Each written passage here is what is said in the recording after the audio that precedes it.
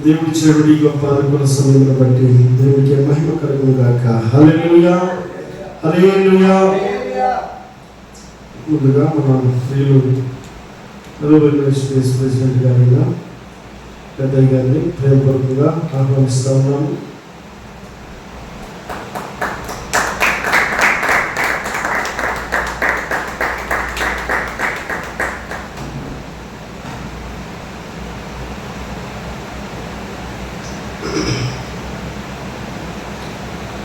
ప్రత్యేకించి ఈరోజు దేవుని యొక్క వర్తమానాన్ని అందించడానికి మన ప్రియులు చదువుపాడు దేవుని యొక్క పరిచర్య చేస్తున్నటువంటి నెహెమ్యా పాస్టర్ గారికి చెప్పినప్పుడు వారు ఎంతో ప్రేమపూర్వకంగా అంగీకరించారు. అందుని బట్టి దేవునికి మహిమ కలుగును గాక. వారు మన మధ్యలో ఉన్నారు. ఇప్పుడు మన ప్రియులు నెహెమ్యా పాస్టర్ గారు వచ్చి దేవుని యొక్క వర్తమానాన్ని అందించాలని ఇప్పుడు పేరిట ఆహ్వానిస్తాము.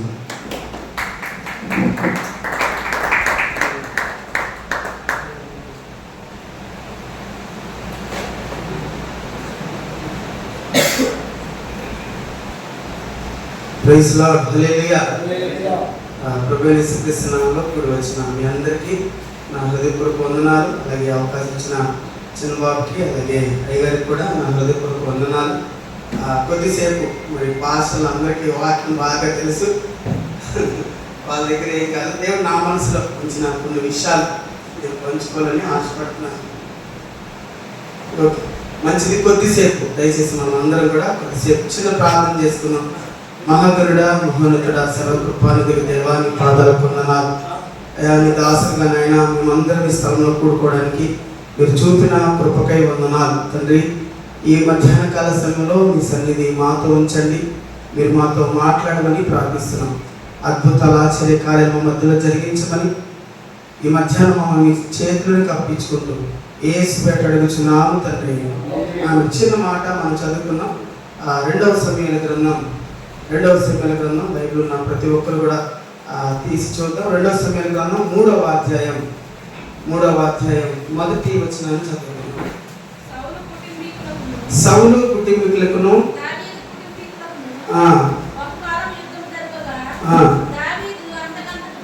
దావీదు అంతకంతకు ప్రబలెను, సౌలు కుటుంబం అంతకంతకు నీరసలేదు. ఇక్కడ రెండు కుటుంబాల గురించి పరిశుద్ధాత్మ ఇక్కడ రాసి ఉన్నాడు. ఒకటి దావీదు, రెండు సౌలు. ఇద్దరి గురించి మనం చదువుతాం. ఇద్దరిని గమనించినప్పుడు ఇద్దరిని కూడా దేవుడు ప్రత్యేకంగా తన పిలుపుతో పిలుచుకున్నాడు. ఇద్దరిని కూడా దేవాతి దేవుడు అభిషేకించుకున్నట్లుగా మనం చూడగలం. ఇక్కడ గమనిస్తే దావీదు కంటే కూడా ఆ సౌలు పట్ల దేవుడు చాలా ఉద్దేశాన్ని కలిగినట్లుగా మనం చూడగలం. చాలా నిరీక్షించాడు దేవుడు. మొట్టమొదటి ఆధిక్యతను దేవాతి దేవుడు సౌలుకి ఇచ్చినట్లుగా మనం చూడగలం. అయితే ఇక్కడ అంటే చాలా సందర్భాలు ఉన్నాయి, ఇద్దరి మధ్యలో చాలా సందర్భాలు ఉన్నాయి.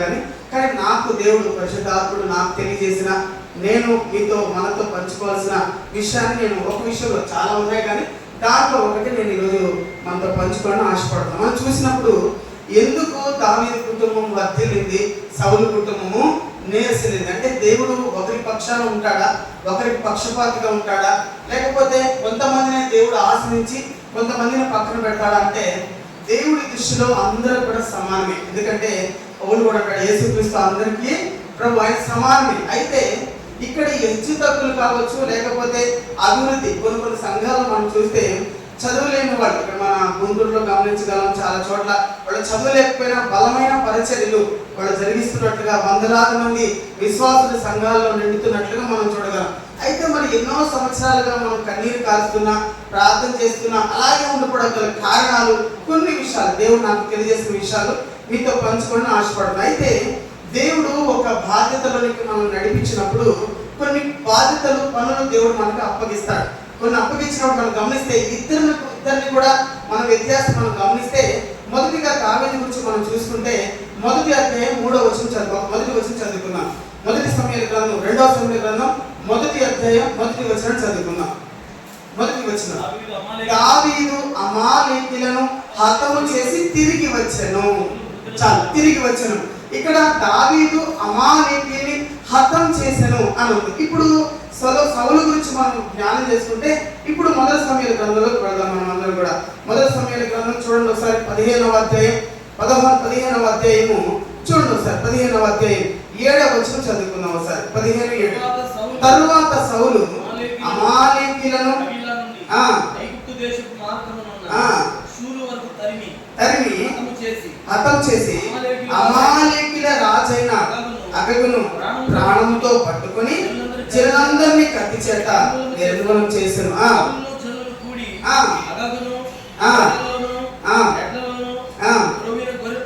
క్రొవ్విన గొర్రె పిల్లలు మొదలగు వాటన్నిటిలో మంచి వాటిని నిర్మూలం చేయక కడగా ఉన్న వాటిని.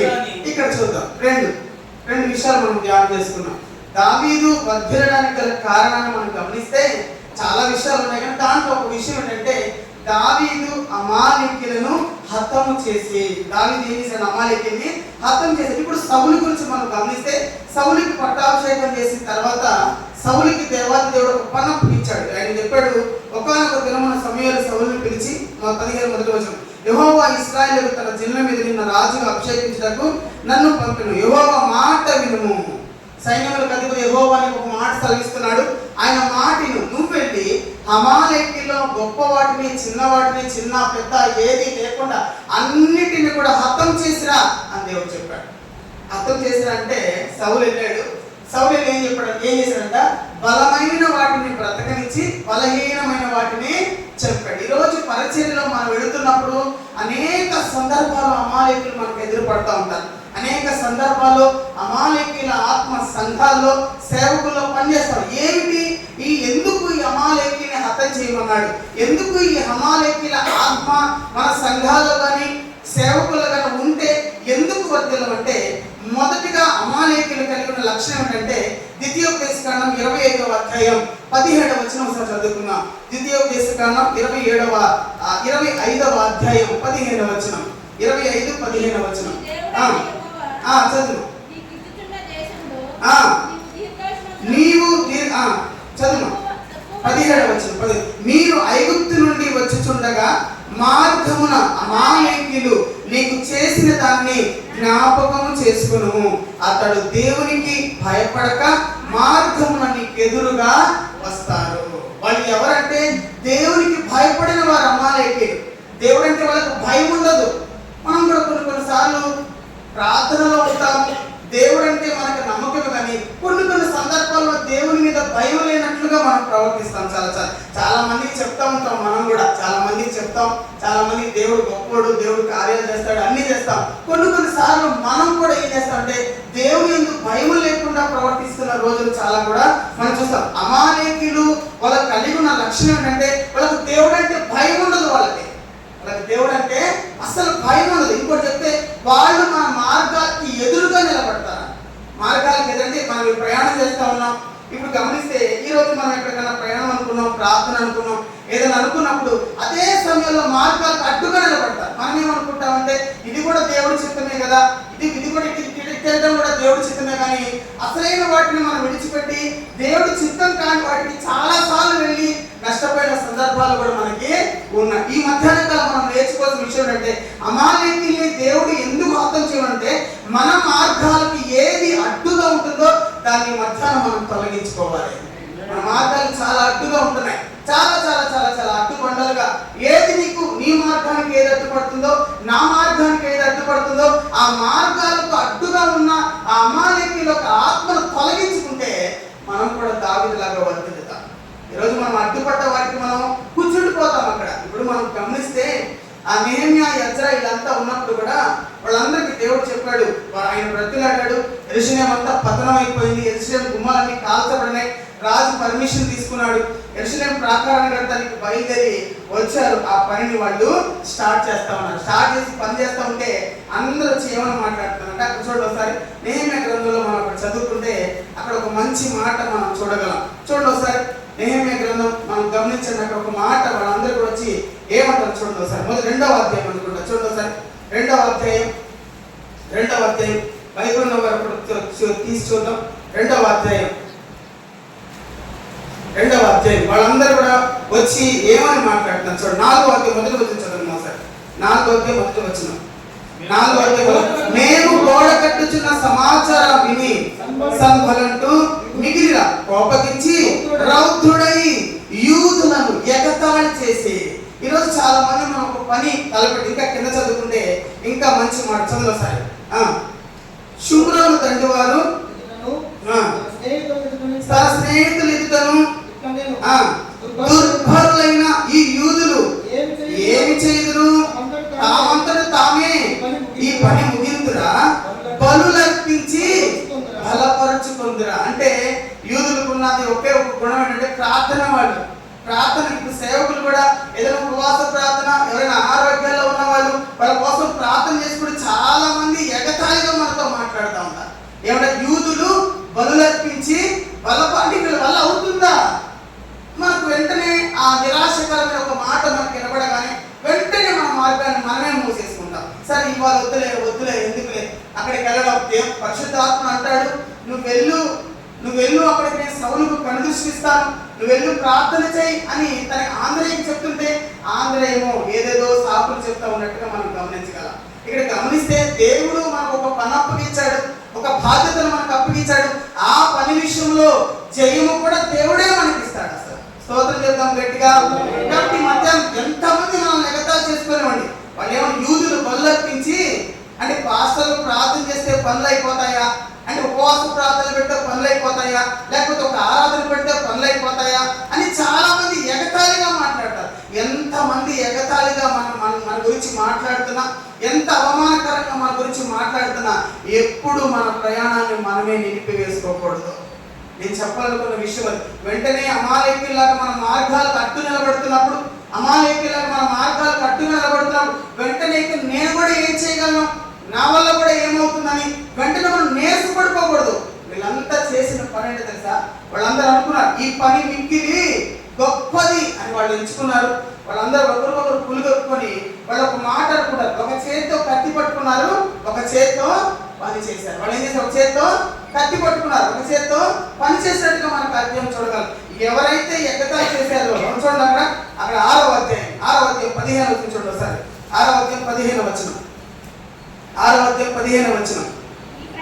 ఈ ప్రకారం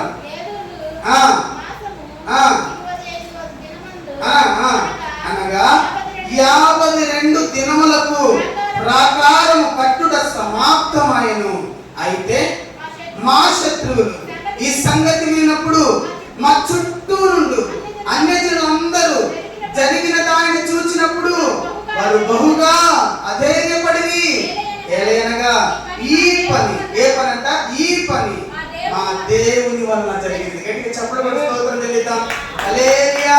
మన పరిచర్య జీవితంలో సేవకులందరూ కూడా పెద్దలు అంటారు, సేవ అంటే దేనితో సమానం అంట? చావుతో సమానం అంట. ఎక్కడెక్కడి నుంచో ప్రాంతాల నుంచి మనం వచ్చాం, ఇక్కడ పరిచర్య జరుగుతూ ఉంది, పరిచర్య చేస్తూ ఉన్నాం. చాలా మంది చాలా రకాలుగా మాట్లాడుతూ ఉంటారు. అందరూ మనం పొగిడేవాళ్ళు ఉండరు, అందరూ మనం తిట్టేవాళ్ళు ఉండరు. మనం పొగిడేవాళ్ళు ఉంటారు, తిట్టేవాళ్ళు మనకు ఉంటారు, మనం అవమానపరిచేవాళ్ళు ఉంటారు, మనం ఎగతాళి చేసేవాళ్ళు ఉంటారు. ఇలాగ మన మార్గాలకు అడ్డుగా నిలబడేవాళ్ళు చాలా మంది ఉంటారు. చాలా ఎగతాళిగా మాట్లాడతారు. వాళ్ళతో పాటు మనం కలిసిపోయి మన శక్తిని మనం తక్కువ చేసుకొని, మన దేవుడు మనం తక్కువ చేసుకొని వెళ్ళలేమేమో, చేయలేమేమో, సాగలేమేమో, మనకు మనం చతికిలు పడి దేవుని పనిని, దేవుని శక్తిని ఎప్పుడు మనం తక్కువ చేయకూడదు.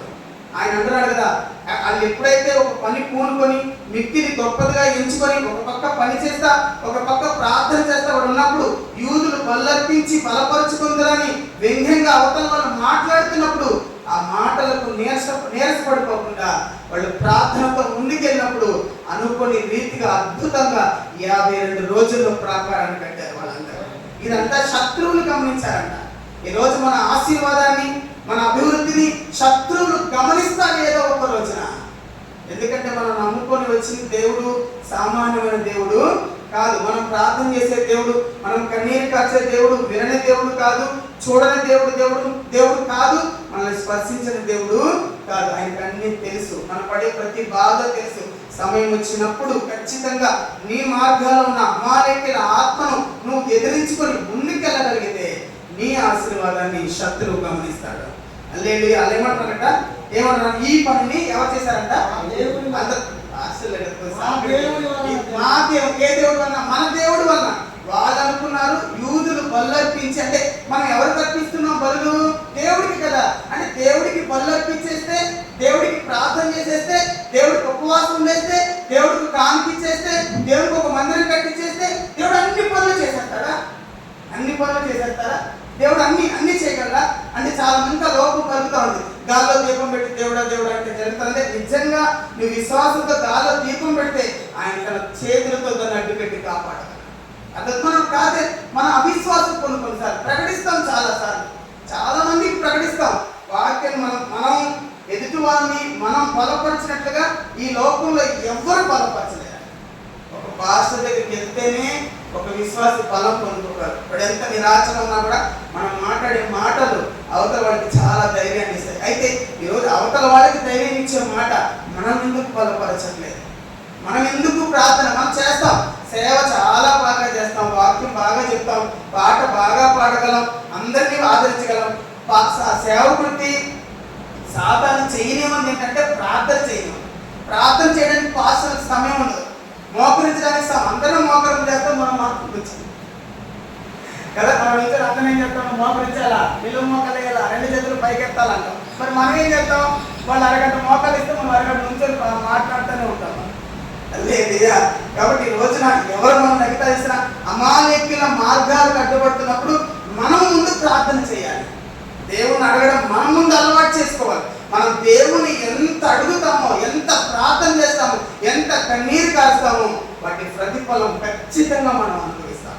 ఈ లోకంలో మనిషికైనా చావు లేవు, కానీ ప్రార్థనకి చావు లేదు. అది చేసిన ప్రార్థన ఎప్పటికైనా కూడా మనకి జయమే ఇచ్చింది. ఈ అమాలేకుల ఆత్మ ఏం చేస్తుందంటే మన మార్గాలకు అడ్డుగా నిలబడి మనల్ని ప్రార్థన చేయకుండా చేస్తూ మనం నిరాశకు గురి చేస్తూ ఉంటుంది. ఏదైనా మనం పెద్ద పెద్ద రోగాలకు కానీ దేనికని భయపడదు, కానీ మనిషి భయపడేది మాత్రం మాటలకే భయపడతాం. ఎవరైనా వచ్చి, ఇప్పుడు ఏలియా చాలా అద్భుతాలు చేశాడు. ఏలియా ఎంత రోషం కలవాడంటే, ఏలియా ప్రార్థన చేస్తే ఆకాశం నుంచి అగ్ని దిగి వచ్చింది. కానీ ఒక స్త్రీ అన్న మాటకి భయపడి మరణాన్ని కోరుకొని ఒక దిన ప్రయాణాన్ని చేశాడు. అంటే మాట ఎంత బలమైందో చూడండి. మన సేవ పరిచయంలో చాలా మంది అనుకోవచ్చు, ఎప్పటి నుండో సేవ చేస్తున్నారు కదా, ఫలింపేది అసలు ఏది అని అనుకోవచ్చు. కానీ ఏదో ఒక రోజున ఖచ్చితంగా మన పరిచయను కూడా దేవుడు దీవిస్తాడు. హల్లెలూయా. కాబట్టి ఈ రోజున మన మార్గాలకు ఏది అడ్డుగా నిలబడుతుందో, అది ఏదైనా కూడా దావీదులాగా మనం హతం చేయగలిగితే, దావీదులాగా మనం హతం చేసి మన ప్రయాణాన్ని ముందుకు కొనసాగిస్తే, దావీదును వర్ధిల్లింప చేసిన దేవుడే మనల్ని కూడా వర్ధిల్లింప చేస్తాడు. హల్లెలూయా. రెండవదిగా మనం చూద్దాం, అది 25వ అధ్యాయం ద్వితీయోపదేశకాండం. చూడండి 25వ అధ్యాయం. అదే ఇందాక మనం చదువుకున్న 25వ అధ్యాయంలోని ఇంకొక మాట మనం చదువుకున్నాం. 25వ అధ్యాయం 18వ వచనం, 28, 18, 25, 18 చూడండి. నీవు ప్రయాసపడి అలసి ఉన్నప్పుడు నీ వారిలో నీ వెనక ఉన్న బలహీనులందరినీ ఏం చేస్తారంట? సాతానుకున్న గుణం ఏంటంట? రెండవది, ఇది అమాలేకులకున్న గుణం ఏంటంటే, మనం ఎప్పుడు బలహీనంగా ఉన్నామో వాడికి తెలుసంట. ఎందుకు దేవుడు అమాలేకుని హతం చేయమన్నాడు, ఎందుకు నిర్మూలన చేయమన్నాడు అంటే, వాడు ఒకటి నీ మార్గాలకు అడ్డుగా నిలబడతాడు. వాడు నీ మార్గంలో ముందుకు పోనివాడు, వాడు నీ పరిచర్యను ముందుకు పోనివాడు, నీ సంఘంలో సభ్యులను ముందుకు పోనివాడు. కాబట్టి సేవకుడుగా మనం చేసిన పని అంటే అమాలేకుల ఆత్మను మనం హతం చేయాలి, మన మార్గాలు సరళం చేసుకోవాలి, మనం ముందుకు పోవాలి. అందుకే వెనుకున్నవి మరచి ముందున్న వాటికై వేగంతో మనము పరిగెత్తాలి. మన విశ్వాసంలో ఉన్నాం, మనం ముందుకే వెళ్ళిపోవాలి. మనం విశ్వాసంలో కర్తవ్యాన్ని కొనసాగి చూడైనా యేసు వైపు చూచుచు మేము చూడన పరుగు పందాల్లో ఓపికతో చెప్పాలి, ఓపికతో నడుచుకుంటా వెళ్దాం. మనం బైబుల్ అక్కడ ఏం చేయాలంటే పరిగెత్తాలి. ఇప్పుడు సేవకులు మనం పరిగెత్తాలి, మనం ముందు ఉండాలి. అందరికంటే ఎప్పుడైతే మనం ముందుంటామో మన వెనుకున్నవాడు మనం చూసుకుంటా సొలొమోనుతో సొలొమోను అంటాడు, మందల అడుగు జాడలను బట్టి నువ్వు వెళ్ళు. సేవకుడు పరిగెత్తుకుంటూ వెళ్తుంటే ఆ జాడల విశ్వాసి కూడా నడుచుకుంటా వస్తాడు. హల్లెలూయా. కాబట్టి ఈ మధ్యాహ్నం మనం తెలుసుకోవాలి, మన మార్గాలకు అడ్డుగా ఉన్న దాన్ని తొలగించుకోవాలి. రెండవదిగా, ఎప్పుడు మనం బలహీనులుగా ఉంటాము, నువ్వు ఎప్పుడు ప్రయాసపడి అలిసినప్పుడు నీ వారిలో నీ వెనుకున్న బలహీనలందరినీ కూడా అర్థం చేస్తాడు. మన బలహీనత ఏంటో ఖచ్చితంగా సాతానికి తెలుసు. వాడికి మన బలహీనత తెలుసు. ఖచ్చితంగా ఒక టైం వచ్చినప్పుడు ఆ బలహీనతను పట్టుకుంటాడు. మన బలహీనతను పట్టుకొని మనల్ని ఆడిస్తూ ఉంటాడు. మన బలహీనతలు వాడు జడ్జ్ చేసుకొని మన బలహీనతను చూపుతూ ఉంటాడు. చూపి మనం ముందుకు వెళ్ళనీయకుండా చేస్తూ ఉంటాడు. అందుకంటే మనం ప్రయాసపడి అలసిపోతాం. పరిసరికి వెళ్ళి వస్తూ ఉంటాం. కుటుంబం అప్పుడే ఏదో ఒకటి ఎదురవుతూ ఉంటాం. అప్పుడే ఏదో ఒకటి వెంటనే మనం స్పందిస్తాం. చూడండి, వెంటనే మనం స్పందించి ఏదో ఒక రకంగా, మీకు ఇంకా సింపుల్గా చెప్పాలంటే చిన్న మాట ఉంది. దేవుడు ఇజ్రాయేల్ అందరూ కూడా మాకు మంచి వాటర్ కావాలి, మాకు దాహం వేస్తుంది, నీళ్లు కావాలని అడిగారు. అప్పుడు మోషే అహరోను వీళ్ళంతా దేవుడి సన్నిధికి వెళ్ళారు. వీళ్ళు ప్రార్థన చేశారు. అయ్యా వాళ్ళు నీళ్ళు అడుగుతున్నారు, వాళ్ళని నేను కన్నానా పెంచానా, వాళ్ళని చక్కని పెట్టి పెంచానా, వీళ్ళందరికీ ఆహారం అంటే ఆహారం, నీళ్ళు అంటే నీళ్లు, ఇవన్నీ నేను ఎక్కడ తెచ్చివ్వాలి అంటే, ఏం కాదు మోషే, కంగారు పడకు, ఏం భయపడకు, నువ్వు వెళ్ళి ఆ బండతో మాట్లాడు అని చెప్పాడు. ఏమన్నాడు దేవుడు? ఆ బండతో మాట్లాడితే ఆ బండ ఏం చెప్పండి నీరు ఇచ్చింది. ఈలోగా ప్రజలందరూ కత్తర పడతా ఉన్నారు. ఇప్పటికే మోషే అలసిపోయి ఉన్నాడు. ఈ ప్రజల మాటలకి వాళ్ళ గునుగుళ్ళు మోషే ఇంట అలసిపోయి బండ దగ్గరికి వెళ్ళి బండతో మాట్లాడే సమయంలో ఈ విసుగుదల మోషేకి వచ్చింది. వెంటనే ఆయన ఏమన్నాడు? ఓరి ద్రోవులారా, నీ కొరకు నేను నీళ్ళు ఇవ్వాలా? ఎవరు నీళ్ళు ఇచ్చేది? దేవుడు కదా. ఇప్పుడు మోషే ఏమన్నాడు? నేను మీకు నీళ్ళు ఇవ్వనా? ఓరి ద్రోవులారా, నేను మీకు నీళ్ళు ఇవ్వాలా అంటే ఆ మాటని కాచే వెంటనే దేవుడు చెప్పాడు, ప్రజలు ఎదుట మీరు నన్ను సన్మానించలేదు కాబట్టి కానాను చూస్తారు కానీ. ఎంత బలమైన పరిచర్య అండి మోషే, ఎంత గొప్ప పరిచర్య అండి మోషే, ఎంత గొప్పగా ప్రజలు నడిపించండి. ఒక చిన్న అలసి ఉన్నప్పుడు సాతాను మనల్ని పట్టుకుంటాడు. బలహీనంగా ఉన్నప్పుడు, అనేక మంది టెన్షన్లో ఉన్నప్పుడు సాతాను మనల్ని పట్టుకొని మనల్ని ఏదో ఒక రకంగా పడేయాలని చూస్తాడు. ఏదో ఒక రకంగా వెనకెళ్ళిపోవాలి, మనం ఓడిపోవాలి వాడి చేతిలో. ఈ పరిచయం మనం ముందుకెళ్ళకూడదు, మనం జయం పొందకూడదు. మనం సంతోషంగా ఉంటే వాడు చూసేవాడు కాదు, మనం ఏదో ఒక రకంగా పడేయాలని చూస్తూ ఉన్నాడు. అందుకే దేవుడు చెప్పాడు, అమాలేకీయులను హతం చేసే వాళ్ళు ఉండకూడదు. నీ కుటుంబంలో, నీ సంఘంలో ఉండకూడదు. వాళ్ళు మన జీవితాల్లో వాళ్ళు ఉండకూడదు. ఎందుకు ఉండకూడదు అంటే నీ బలహీనతలు వాడు ఆధారం చేసుకుంటాడు.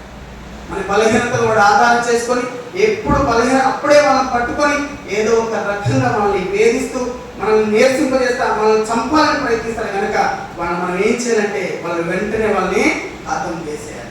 హతం చేస్తే కనుక దావీదులాగా మనం కూడా వర్ధిల్లుతాం. మూడవది ఇంకొక మాట చదువుకొని మనం ముగిస్తాం. నిర్గమకాండం 17వ అధ్యాయం మీ అందరికి తెలిసిన విషయాలే కానీ ఏదో పంచుకుందాం. 17వ అధ్యాయం చూడండి. 17వ అధ్యాయం నిర్గమకాండం 17వ అధ్యాయం 16వ వచనం. అమాలేకీయులు తమ చేతిని యెహోవా సింహాసనకు విరోధముగా ఎత్తుతారు. విరోధంగా ఏం చేస్తారంట? సింహాసనానికి ఎదురుగా నిలబడతారు. మనం ఎప్పటికీ దేవుడి కంటే గొప్పవాళ్ళని స్తోత్రం చెల్లిద్దాం గట్టిగా. అందుకే మనం తగ్గాలి, ఆయన చెప్పాలి, ఆయన హెచ్చించబడాలి, మనం తగ్గించబడాలి. చాలా మంది ఎలా అంటే దేవుడు తర్వాత విశ్వాసం చూసేది పాస్టర్నే. దేవుడు తర్వాత చూసేది, ఇప్పుడు ఇటు సైడ్ అంటే అంత లెక్క ఉండదు కానీ అటు తూర్పుగోదావరి పశ్చిమ గోదావరి సైడ్లో అయ్యగారు అమ్మగారు వాళ్ళే అసలు యేసు ప్రభు కూడా కొన్నిసార్లు మరుగైపోతాడు అనుకుంటూ, తెలుసా? వాళ్ళ ముందు నేను అంటున్నా, మనం ఎప్పటికీ దేవుడి కంటే గొప్పలమే కాదు. ఇలాగ మోసేలాగా నేను మీకు ఇవ్వాలా, నేను మీకు చేయాలా అనే మాటలు ఎప్పుడు మనము పలకడం. మనం ఎప్పుడైతే ఆయన ఎదుట తగ్గించుకుంటామో, ఆయన ముందు ఎంత తగ్గించుకొని ప్రార్థన చేస్తామో, దేవుడు మనల్ని అంత హెచ్చించే దేవుడు. అమాలేకీయుల ఆత్మ అనేది హెచ్చు సింహాసనానికి ఎదురుగా నిలబడుతుంది. వాళ్ళ ఆత్మ ఎదురుగా నిలబడతారు, సింహాసనానికి ఎదురుగా నిలబడతాది. అందుకే మనం ఎప్పటికీ దేవుడు ముందు ఎదురుగా నిలబడాలి. అందుకే నీవే హెచ్చాలి, నేనే తగ్గాలి, నీవే నా జీవితాన నిండిపోవాలి, నాలో నా నీదు ప్రేమ పొంగిపోవాలి కదా. నీవే హెచ్చాలి, నేనే తగ్గాలి. కాబట్టి మనం ఎప్పుడు కూడా ఎలా ఉండాలంటే ఏ పరిస్థితులనైనా మన దగ్గరికి వస్తున్న వారికి మనం దేవునే చూపాలి. అమాలేకీయుల ఆత్మ సింహాసనానికి ఎంత అండి, దేవుడు సింహాసనం ముందు నిలబడగలిగిన సత్తా ఉందా సాతానికి కానీ అమాలేకీయుల ఆత్మ కానీ? ఎదురుగా నిలబడతారు, సింహాసనానికి ఎదురుగా నిలబడతాంట. అదొక ఎదురుగా నిలబడతారు. కాబట్టి మనం ఎప్పుడు ఎదురుగా నిలబడకూడదు. ఈ పరిచయలు ఎంత ఇప్పుడు మన విజయవాడలో పెద్దపల్లి చర్చ్ ఉంది, మనం వెళ్ళాం కదా, పెద్దపల్లి చర్చ్ ఉంది. ఆ పాస్టర్ గారికి దగ్గర ప్రతి సండే వచ్చి 20,000 మంది అటెండ్ వస్తారు మొత్తం చర్చి కూడా. ఆ అన్న ఎలాంటి వాడు అంటే, కొత్తగా వచ్చిన వాళ్ళ దగ్గర కూడా దగ్గరికి వెళ్ళి కౌగిలించుకొని, నాన్న ఎప్పుడు వచ్చాను నాన్న, వాళ్ళు తెలియదు అసలు, వాళ్ళు ఎవరో తెలియదు. నాన్న బాగున్నావు నాన్న, అమ్మ నాన్న బాగున్నావా, అమ్మ అంతా బాగున్నారా, మొదటిసారి చర్చికి వచ్చావు నాన్న అనగానే ఇక్కడ అమ్మ ఇంతమందిలో అన్న నన్ను తీశాడు కాబట్టి ఇక నేను ఈ చర్చికే వెళ్ళాలనుకుంటాడు. మనం ఏం చేస్తామంటే వచ్చిన వాళ్ళు మనం పట్టించుకో, వచ్చారా ప్రార్థన ఊరికే వస్తారు చాలా మంది కొత్త. నేను అంటున్నా, వాళ్ళని స్పందించాలి మనం, వాళ్ళని ప్రేమించాలి మనం. వాళ్ళు అన్యులైనా వాడికి మన శత్రువు మన దగ్గరికి వచ్చాడంటే దేవుడు తలదించుకోలేక చేసే మన దగ్గరికి వస్తాడు. మనం ఏం చేస్తాం, అప్పుడే మనం ప్రతాపం చెబుతాం. అప్పుడే వాక్యంలో ఎట్లాగైనా వాక్యం వాడు నలగొట్టాలా, వాడు తలదించుకోవాలా, వాడు మోకరించాలా అని అనుకుంటాం. కానీ వాక్యంలో మనం నలగొట్టాలి, వాడికి ఇంకా వేగిపోతా ఉంటుంది తప్ప వాడు ఎప్పుడు వాక్యాన్ని స్పందించి మోకరించేవాడు వేయగా. అవునా కదా? ఇప్పుడు మనం అనుకుంటాం వాక్యం ద్వారా వాడిని మార్చేయాలా, ఈ పాపని దుర్మార్గుడిని మార్చాలని, వాళ్ళ పాపాలు ఎత్తి వాళ్ళ రోగాలు ఎత్తి అన్ని చెప్తా ఉంటే వాడు అనుకుంటాడు నా గురించే కదా వీళ్ళంతా వచ్చి అందుకే చర్చికి రారు. మనం వాళ్ళ ప్రేమను, యేసయ్య ప్రేమను మనం వాళ్ళకి వ్యక్తం చేసి ప్రేమగా మనం చెప్పినప్పుడు ఖచ్చితంగా వాడు లోపడతారు. స్తోత్రం చెల్లిద్దాం గట్టిగా, హల్లెలూయా. అందుకే ప్రేమ సమస్త దోషాలను కప్పుతుంది. మనం ప్రేమతో మాత్రమే విశ్వాసం జయించగలం. అదవుతుందా? మనం అడగక్కర్లేదండి, ఇవ్వాలని చేయగల. పొలములో పొని చేయి వారికి ఆహారము మెండుగా దక్కును. మనం పొలంలో మనం పొలంలో పని చేయకుండా నాకు శనగలు రావాలి, పొలంలో పని చేయకుండా నాకు వరి రావాలి, పొలంలో పని చేయకుండా పత్తి రావాలి, అది వచ్చే పని కాదు. నువ్వు పొలంలో పని చేస్తేనే నువ్వెంత పని చేస్తావో నువ్వు అడగక్కర్లా, దాని నీ ఇంటికి వచ్చిందంటే. మనం పొలంలో పని చేయడానికి ఇష్టపడం, అది మనకు కావాలి. నాయకుడి లక్షణం మనకు కావాలి. మనం అందరినీ శాసించాలి, అందరినీ మన దగ్గర మనం మాట్లాడాలి, అందరితో అనుకుగా మనం హెచ్చించి వాళ్ళు మనకంటే తక్కువగా ఉన్నాను కూడా. విశ్వాసం మనకంటే ఎందుకు తక్కువ వాళ్ళు అవుతారు? మనకంటే వాళ్ళు ఎలా తక్కువ వాళ్ళు అవుతారు? అదే కాకపోతే దేవుడు ఒక ప్రతినిధిగా మనం పెట్టాడు అంతే. స్తోత్రం చేద్దాం గట్టిగా. కాబట్టి వాళ్ళని ఎలా జయించగలమంటే మనం ప్రేమతోని వాళ్ళని జయించు. మనం ఎప్పటికీ సింహాసనానికి ఎదురుగా మనం నిలబడుతుంది కాదు. మనం వేసే సింహాసనానికి మనం ఎదురుగా నిలబడకూడదు. మనం ఎంతైతే తగ్గించుకొని ప్రభు సన్నిధిలో మన ముందు చాలా మంది పెద్ద వాళ్ళు అంటారు, అరగంట ప్రసంగం చేసే ముందంట కనీసం ఒక అరగంట అయినా దేవుడితో మనం మాట్లాడాలి. అదవుతుందా? ఒక అరగంట అయినా కనీసం ఒక 10 నిమిషాలైనా మనం దేవుడి దగ్గర మోకరించి, ప్రభు ఈరోజు ఏం ప్రజలతో ఏం పంచుకోబోతున్నాం, ఏం మాట్లాడొచ్చావు, ఏమి చిత్తం. కొన్నిసార్లు మీ అందరికీ చాలా అనుభవాలు ఉంటాయి. ఒక ప్రసంగాన్ని సిద్ధపరచుకొని బలిపేట దగ్గర కూర్చుంటే అది ఇంకొక దారి మీద తెలియదు. అంటే దేవుడు అది మాట్లాడాలనుకున్నాడు. అదే కనుక నువ్వు ముందే మోకరించి ప్రార్థన చేస్తే నువ్వు ఇంకొక ప్రసంగం ముందుగానే దేవుడికి తెలియజేస్తాడు. హల్లెలూయా. కాబట్టి మధ్యాహ్నం నేను అనుకుంటున్నా, నాకు దేవుడు బయలుపరిచిన 3 విషయాలు. 1, అమాలేకీయుల ఆత్మ మన మార్గాలకు అడ్డుగా నిలబడుతుంది. 2, అమాలేకీయుల ఆత్మ మన బలహీనతలను క్యాచ్ చేసుకుంటుంది. ఎప్పుడు మనం ప్రయాసపడ్డాము, రాత్రంతా ప్రయాసపడ్డాం, ఇప్పుడు తెల్లారి ప్రార్థన చేయలేం. నా దేవా నీకు తెలియదా నా గురించి అంటూ ఉంటాం. కానీ మనం చెయ్యాలి, తప్పదు. ఈ రోజున మన కుటుంబ భారం మన మీద ఉంది. ఈరోజు సంఘ భారం అంతా, సంఘంలో ఉన్న ప్రతి కుటుంబ భారాన్ని దేవుడు మనకు అప్పచెప్పాడు. మందను కాచివాడు మందన గురించి దేవుడికి ఏం చెప్పాలి?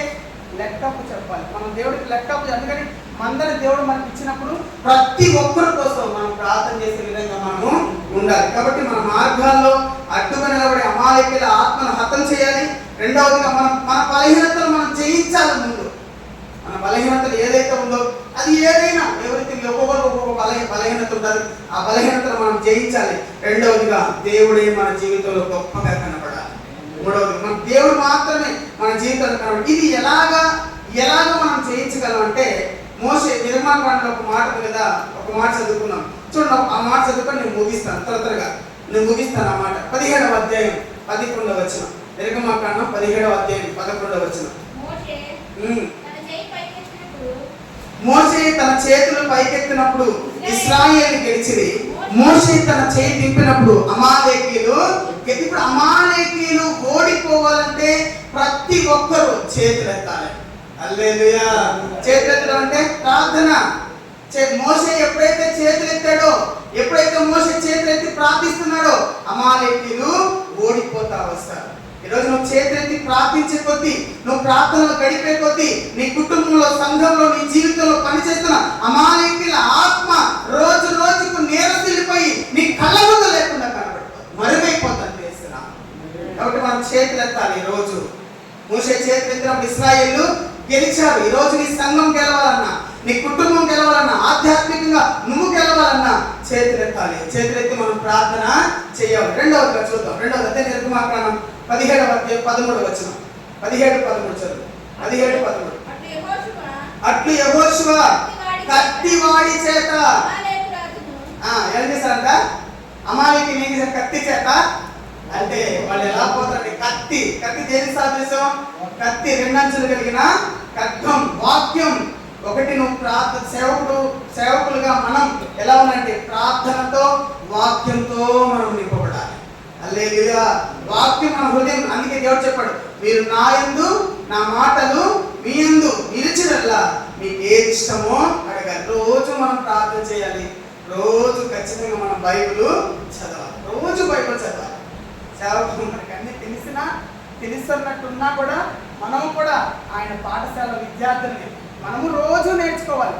రోజు మనం ప్రార్థన చేసుకుంటా మనం నేర్చుకున్నదే సంఘానికి మనము నేర్పాలి. ఏదో ఇప్పుడు చూస్తే మనం గమనిస్తే ఎన్ని వాక్యాలు యూట్యూబ్లో కొడితే చాలా వాక్యాలు వస్తాయి.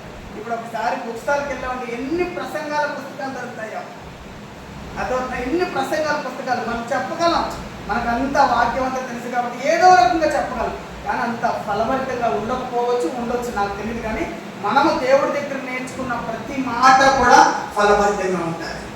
మనం ఏదైతే దేవుడి దగ్గర నేర్చుకొని నువ్వు వెళ్ళు అన్నాడు. ఇశ్రాయేలుకు వెళ్ళు, మోషే నువ్వు వెళ్ళు అని చెప్పినప్పుడు ఆ మాట తిరుగులేదు. కాబట్టి ఈరోజు తిరిగిలేని ఒక వర్తమానం చేత ప్రతి ఆదివారం మనం నిలబడాలి. ఒక ప్రసంగానికి పేతురు ప్రసంగిస్తుండగా 3000 మంది.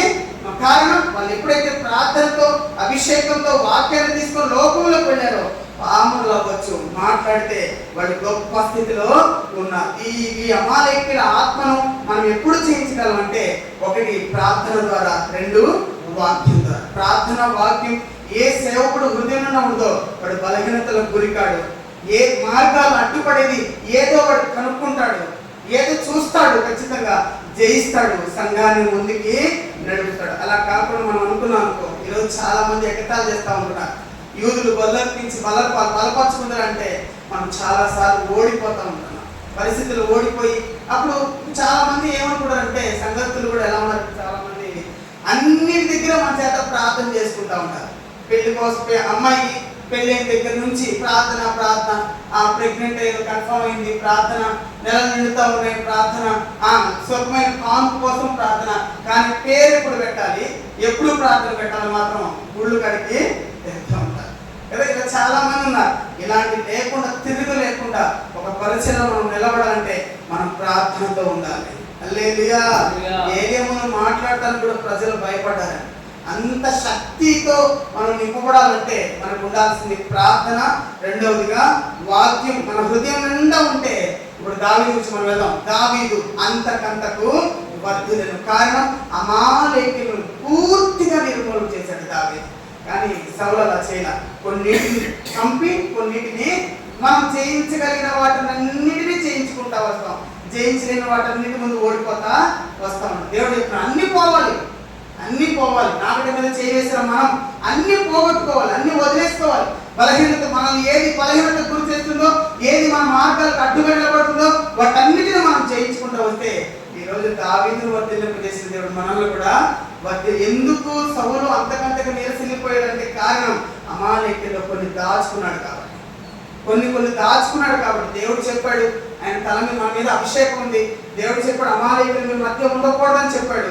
కానీ ఉండనిచ్చాడు సౌలు. ఉండకూడదని నువ్వు చంపేయి, మొత్తం నిర్మూలన చేయి అని దావీదుకి చెప్పకపోయినా సౌలు ఆ యొక్క అవిధేయత పనిచేశాడు కనుక సౌలు నష్టపోయిన స్థితిని దావీదుకి తెలుసు కనుక దావీదు వాళ్ళని పూర్తిగా నిర్మూలన చేశాడు. ఈ మధ్యాహ్న కాలం మనం కూడా దేవుని పరిచయంలో ఉంటున్నాం. మన సంఘాలు ఇంకా ఉద్యమంతో నింపబడి అనేక మంది రావాలంటే ఈ మధ్యాహ్నం అమాలేకీల ఆత్మ మన సంఘాల్లో మనలో పని చేయకుండా పూర్తిగా నిర్మూలన అవ్వాలి.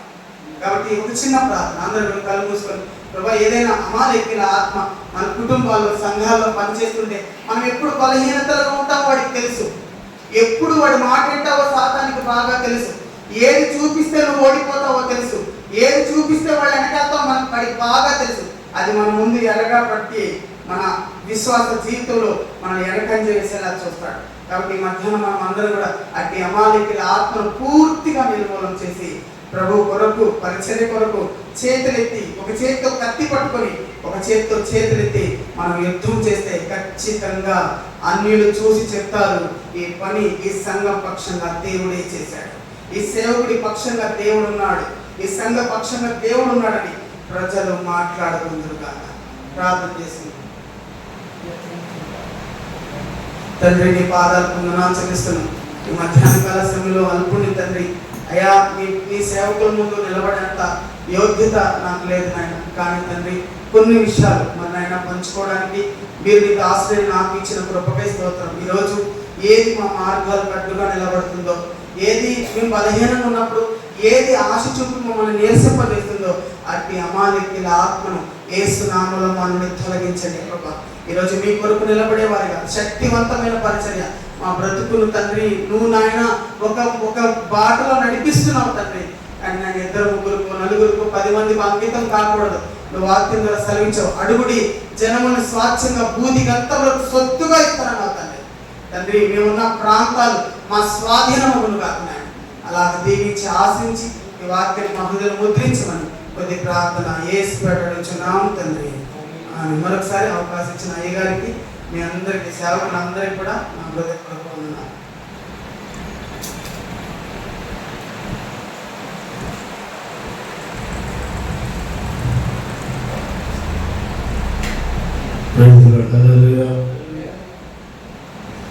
మరి అటువంటి సేవకులకి ప్రభుత్వంగా వందనాలు చెల్లిస్తున్నాను. ముఖ్యంగా ఈరోజు మనం ఈ కోరిక ఉద్దేశం మనందరికీ కూడా తెలుసు. ప్రతి మాసము కూడా